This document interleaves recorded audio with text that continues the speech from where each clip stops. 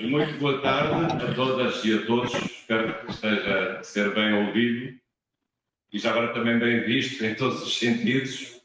E é um grande gosto aqui estar pela primeira vez em Belém do Pará. Já vim muitas vezes ao Brasil, muitas mesmo, mais de 40 vezes, mas faltava aqui realmente conhecer esta bela cidade e este belo estado, o estado do Pará.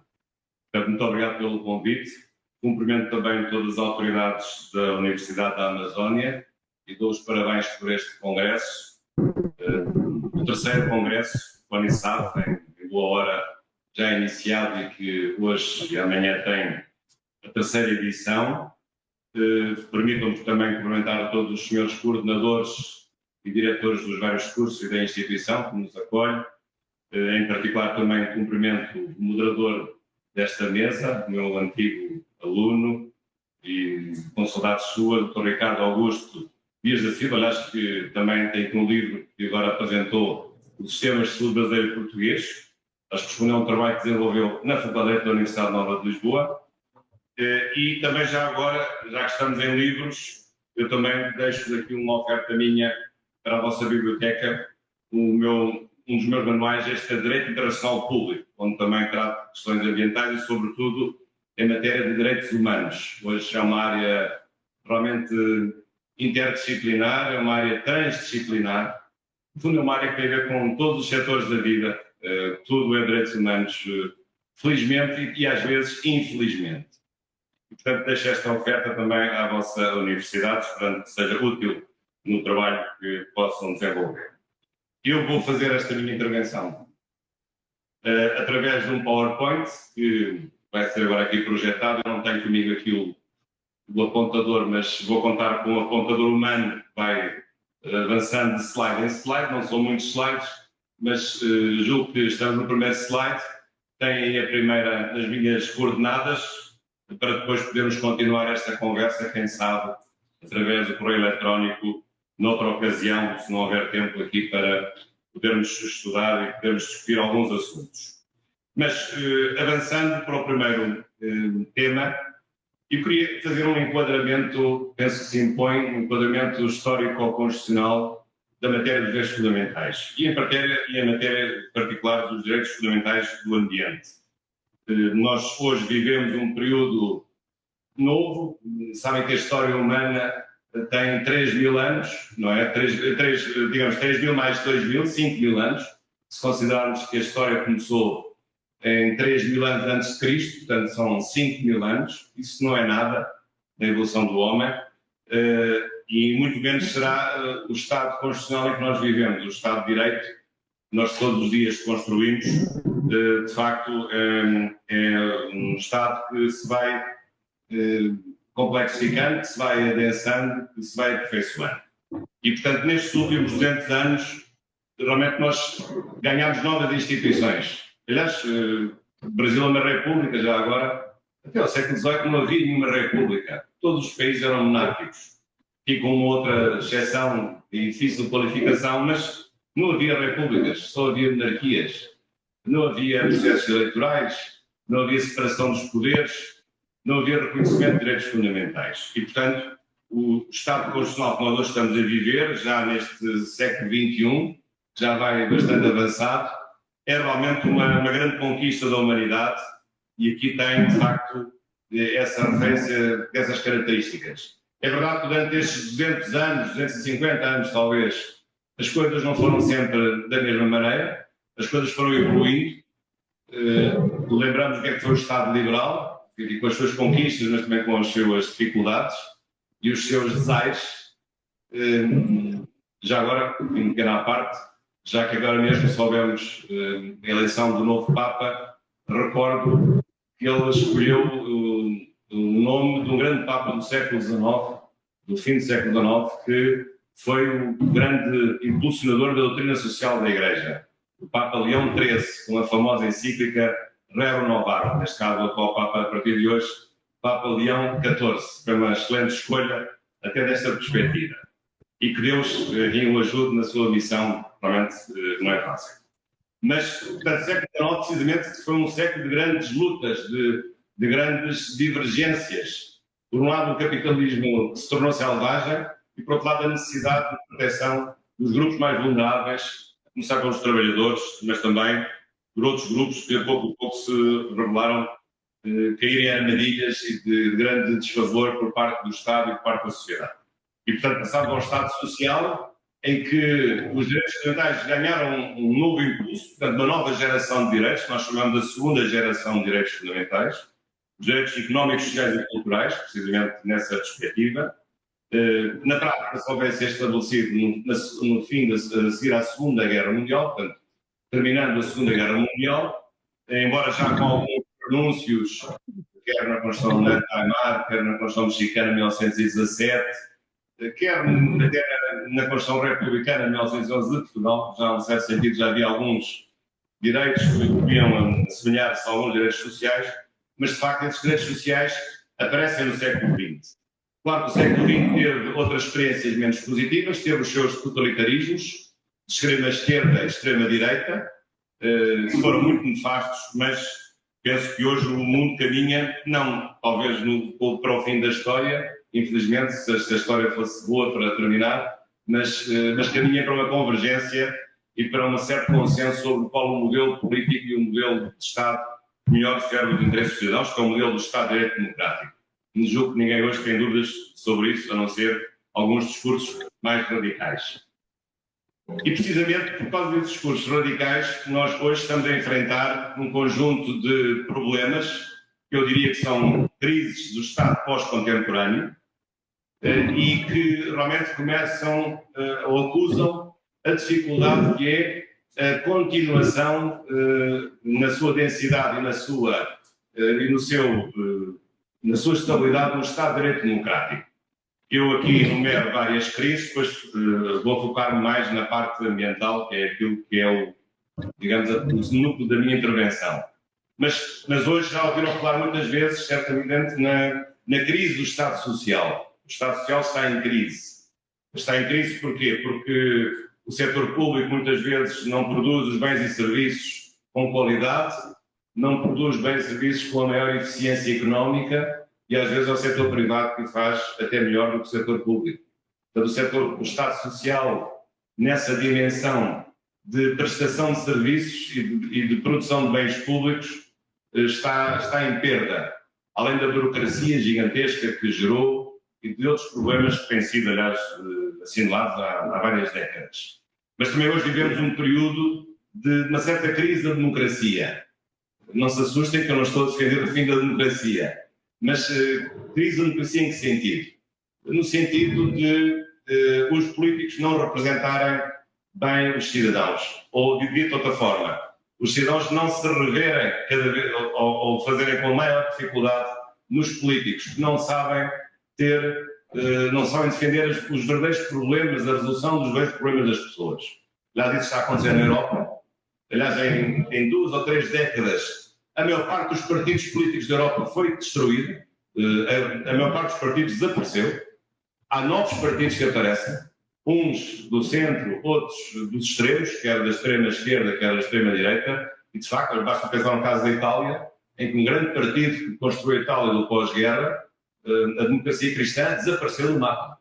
E no seu lugar apareceram novos partidos. O mesmo na França. Os grandes partidos de direita e de esquerda, o PSF, por exemplo, desapareceram praticamente.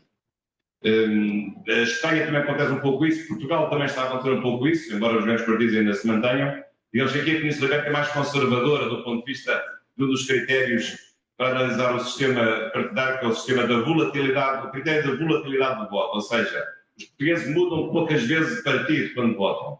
Votam sempre no mesmo, digamos que cada partido tem ali um núcleo, digamos, duro de fiéis militantes ou fiéis votantes que nunca ousam um dia votar em partido diferente. Mas isso também vai, a pouco e pouco, também vai se desgastando. Há uma ilusão dessa estabilidade.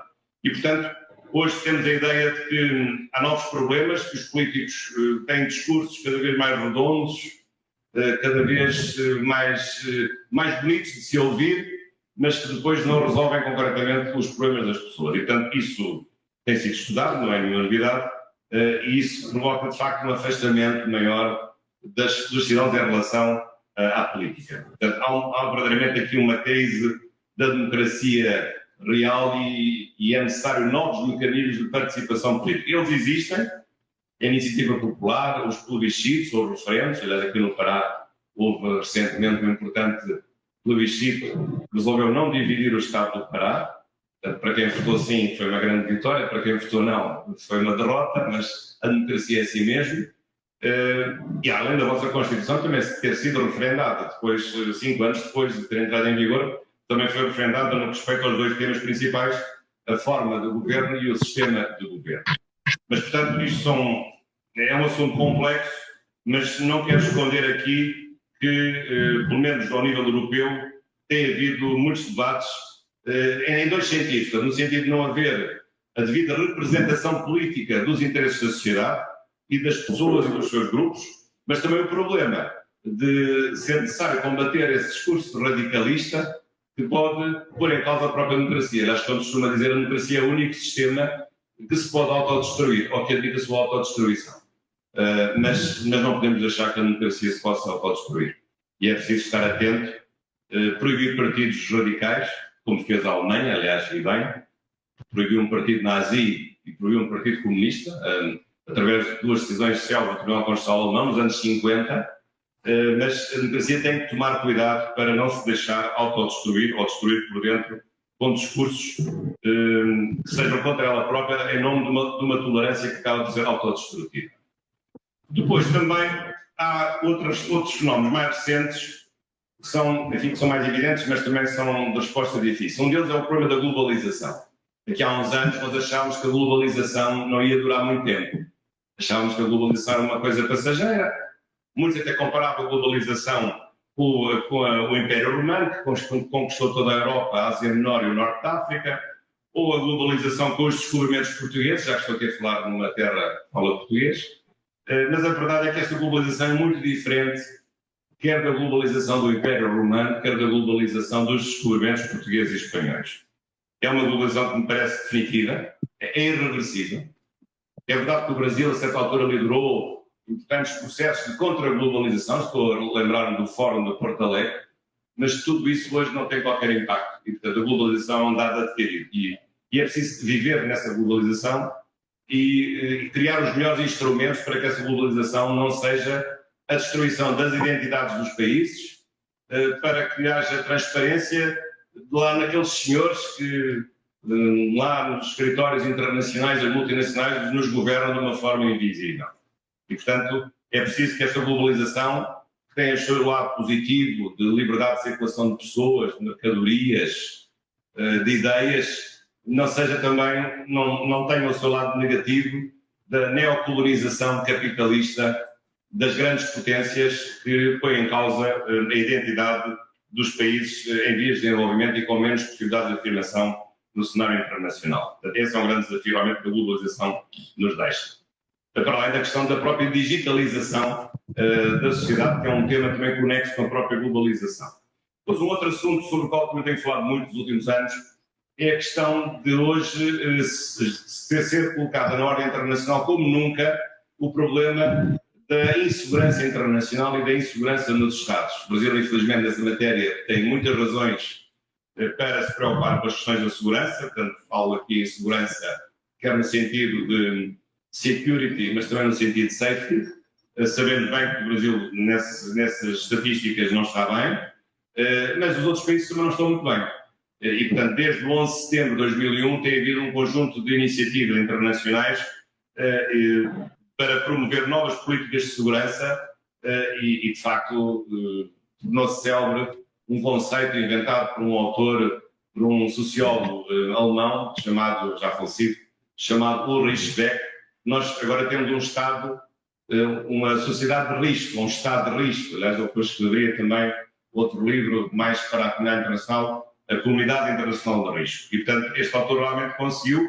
Ele tinha escrito esta palavra, ou tinha inventado esta palavra até muito antes do 11 de setembro de 2001, fê-lo a propósito do desastre nuclear de Chernobyl, em 26 de abril de 1986, ainda antes do fim do Muro de Berlim da União Soviética, mas realmente essa expressão foi premonitória de uma nova fase que nós estamos a viver, que é realmente uma sociedade de risco, um Estado de risco, uma comunidade internacional de risco. E, portanto, com tudo o que isso implica, novos investimentos em matérias de segurança, de cooperação internacional e tudo aquilo que sabemos que está a acontecer, a criminalidade violenta, o tráfico de droga, muitas vezes também o uso de drones, as guerras híbridas, as novas ameaças, a pirataria marítima, por exemplo, que agora está de regresso.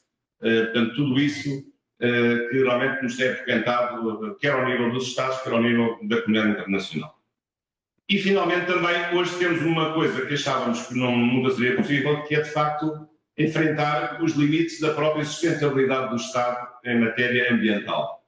Eu ainda me lembro que há 20 anos, há 30 anos, ainda me lembro de ler livros em que se dizia que a questão das alterações climáticas ou a questão do ambiente era tudo uma invenção para atrapalhar a vida dos Estados capitalistas. Alguns até diziam que era uma invenção comunista para atrapalhar a vida dos Estados capitalistas. Até poderia ser, de facto, era capaz de ser. Alguns partidos verdes, de facto, começavam a ser verdes, mas antes de ser verdes eram vermelhos, eram partidos comunistas, de facto. Mas a verdade é que eles tinham razão. E hoje, quando leio esses livros, só posso sorrir, porque, realmente, esses livros eram livros negacionistas de uma realidade que nós hoje temos que reconhecer como evidência. E, portanto, há aqui um desafio importante de sustentabilidade do Estado, do reconhecimento dos limites dos recursos do Estado, e para isso o Estado tem que ter instrumentos que imponham deveres aos cidadãos, mas também que lhes reconheçam direitos, sobretudo os direitos a um uso sustentável do planeta e à preservação das espécies da natureza, o ambiente em particular, e depois um assunto que eu ainda falarei, que será o assunto dos direitos dos animais, que eu penso também que é uma área nova, também interessante. Ora, mas isto também significa então que se o ambiente, se a evolução do Estado constitucional democrático significa que as pessoas têm direitos, a começar na Revolução Francesa, as declarações britânicas bem mais cedo, claro que não é apenas no Estado constitucional, não é apenas no direito constitucional que as pessoas têm os seus direitos reconhecidos.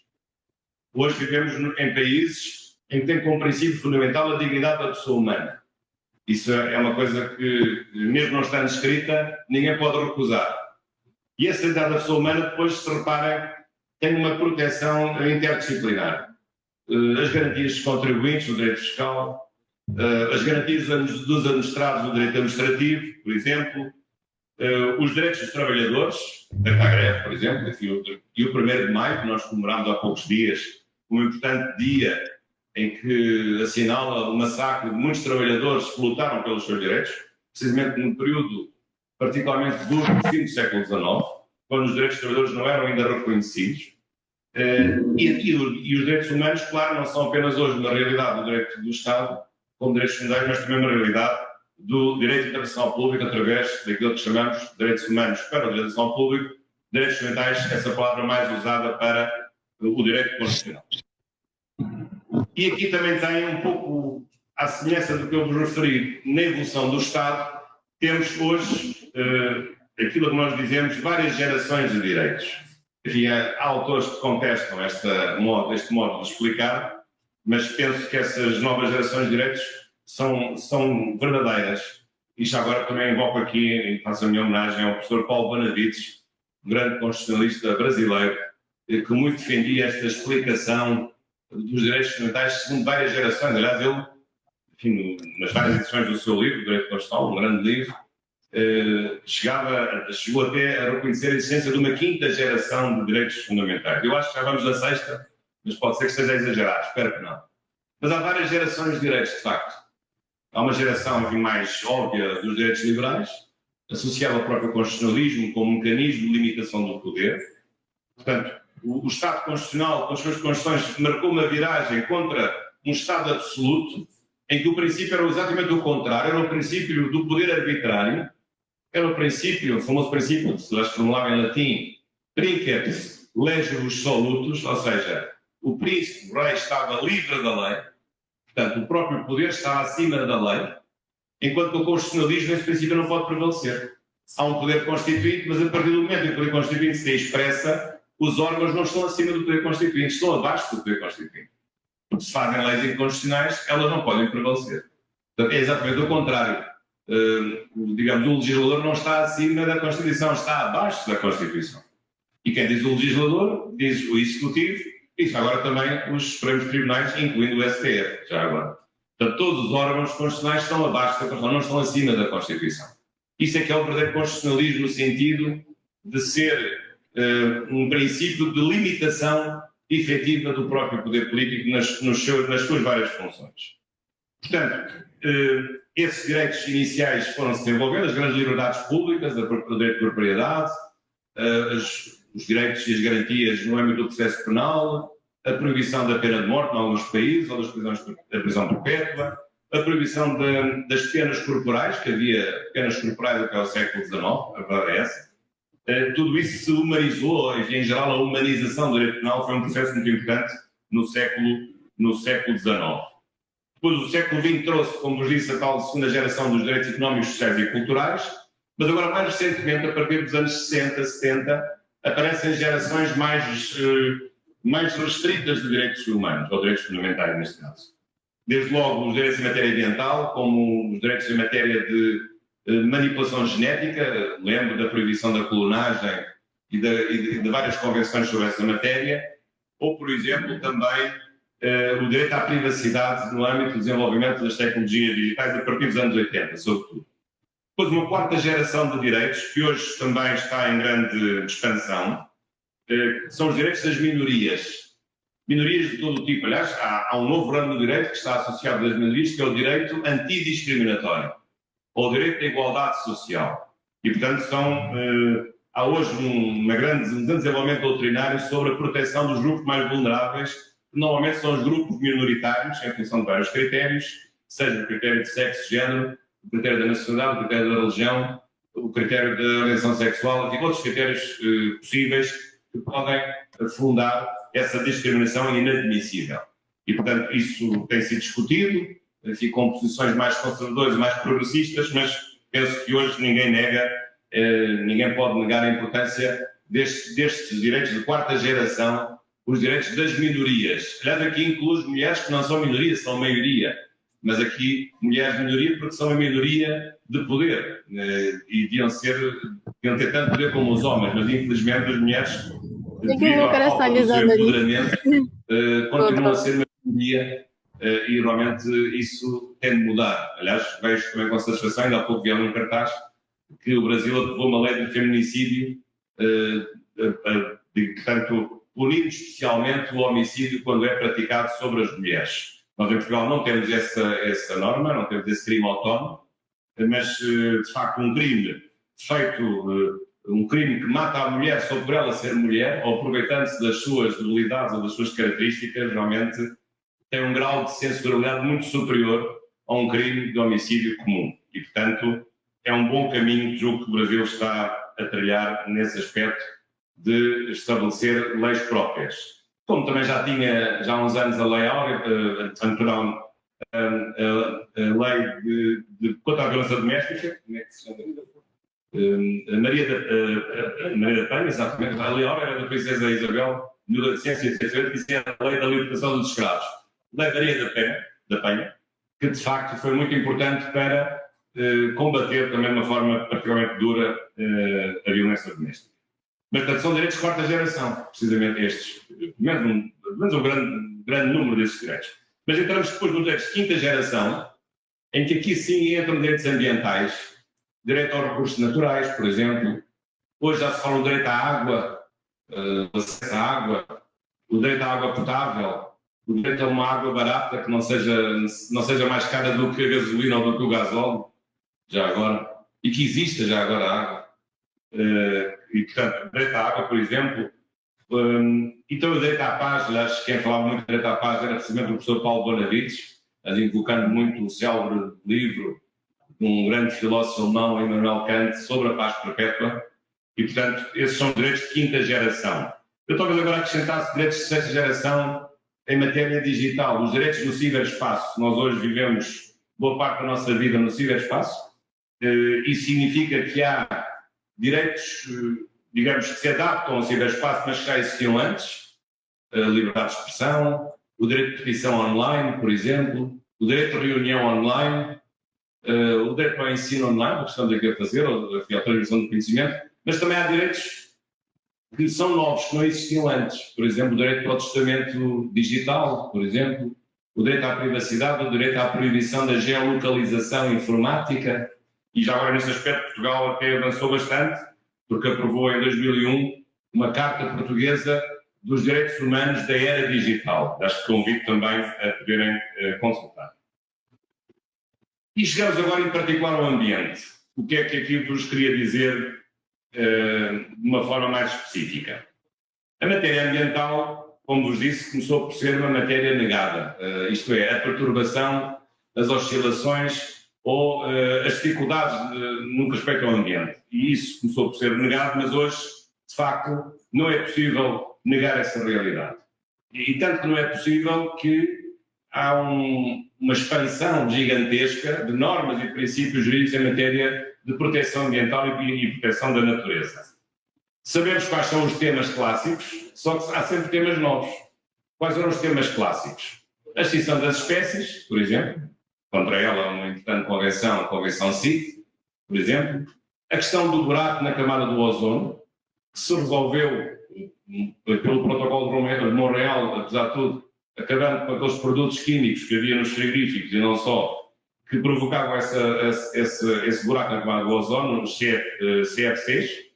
Isso até foi um dos assuntos que se resolveu mais rapidamente em matéria ambiental. As chuvas ácidas, coisa que acontecia muito no norte da Europa, agora não tem acontecido, julgo eu, mas com tanta frequência. A questão da desflorestação, no caso da Amazónia que eu diga, já que estamos na Amazónia, precisamente o que vai acontecendo.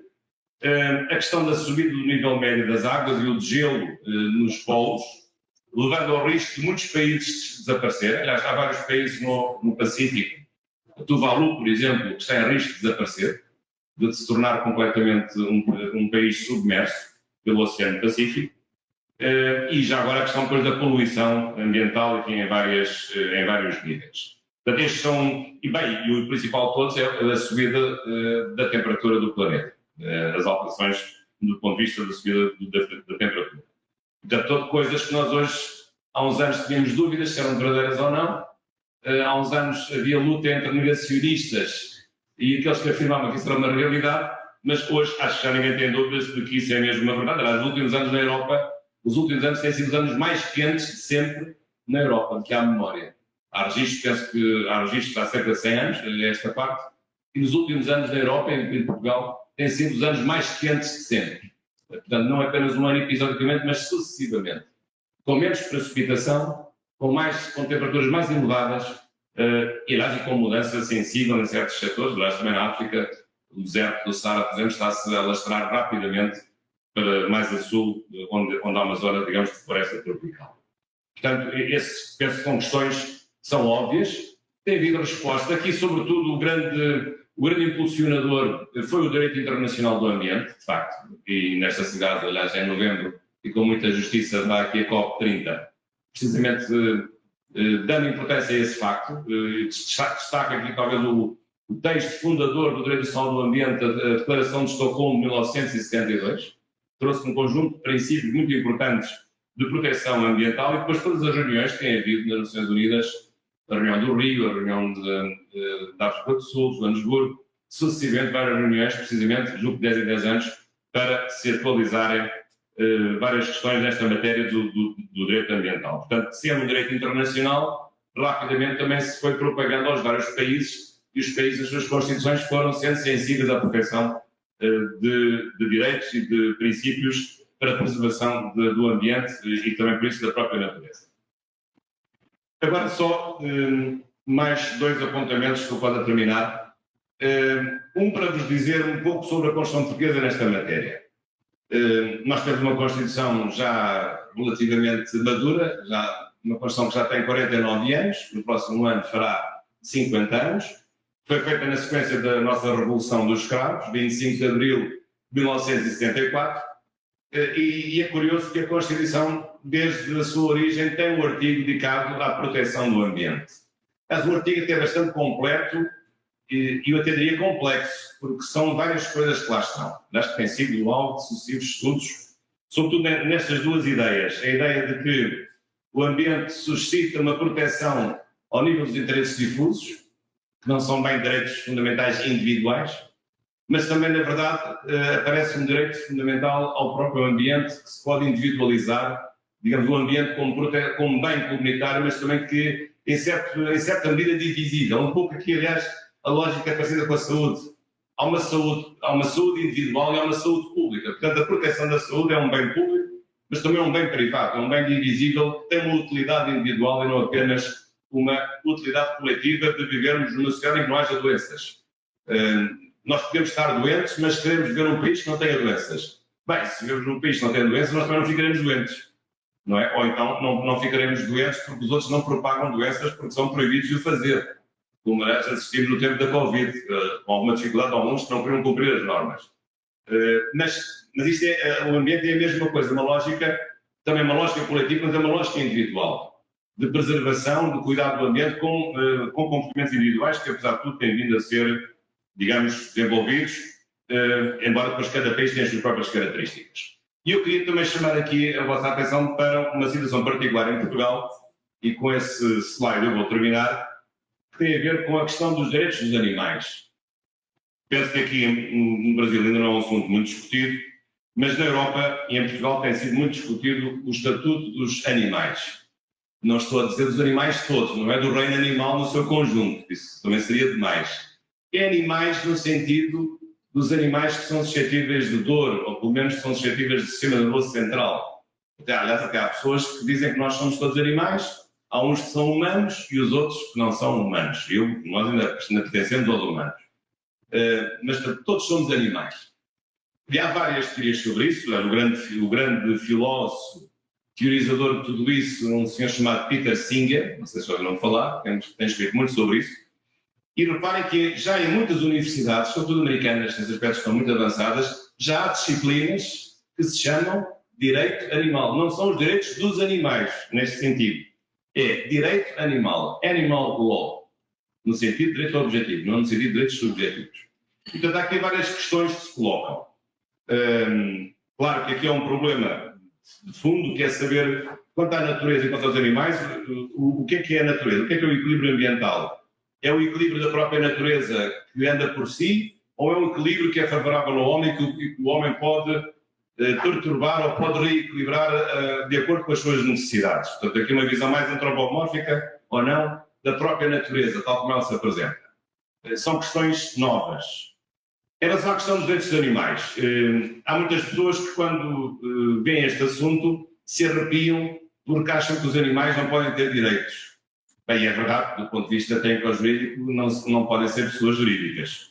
E também é verdade que os imperadores romanos, que eram sempre muito criativos, além de outros, um deles, por exemplo, Calígula, até fez senador de Roma o seu cavalo preferido, não é?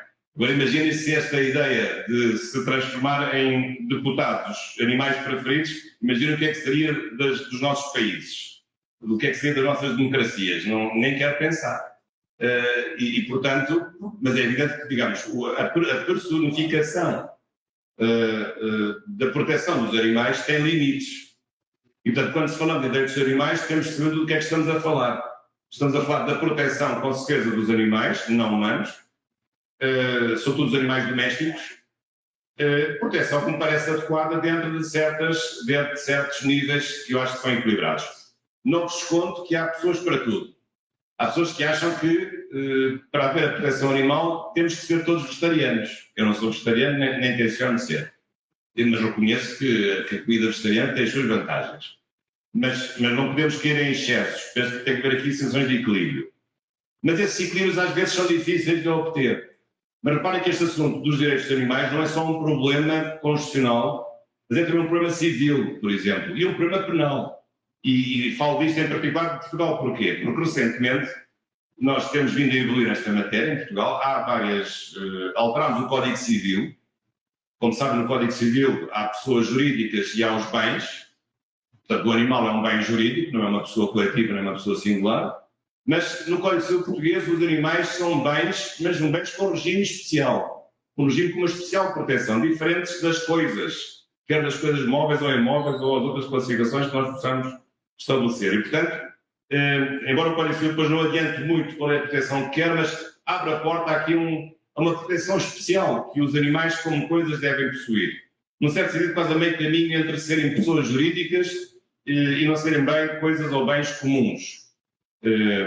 Claro que isso levanta um problema de saber como é que o animal se protege a si próprio. Como é evidente, isso não faz sentido, mas também não é um problema ultrapassável, porque também as crianças não se protegem a si próprias, as crianças não vão ao tribunal defender os seus direitos, são os seus pais que o fazem. Ou então o Ministério Público tem aqui um papel muito importante, já teria, por exemplo, a matéria ambiental na proteção de interesses difusos, também pode ter a matéria de proteção dos direitos dos animais.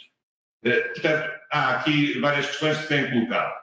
Uma delas, aliás, que muito agitou a ciência jurídica portuguesa nos últimos meses, foi o facto de, tendo havido a criação de dois crimes, aliás, são os dois últimos crimes do Código Penal português, o crime de abandono de animais e o crime de maus tratos de animais. E o que é que sucedeu? O Tribunal Constitucional, em parte dos seus juízes, veio dizer que esses crimes eram inconstitucionais. Porquê? Porque a Constituição Portuguesa não tem escrito lá que um dos bens jurídicos a proteger é o bem-estar animal.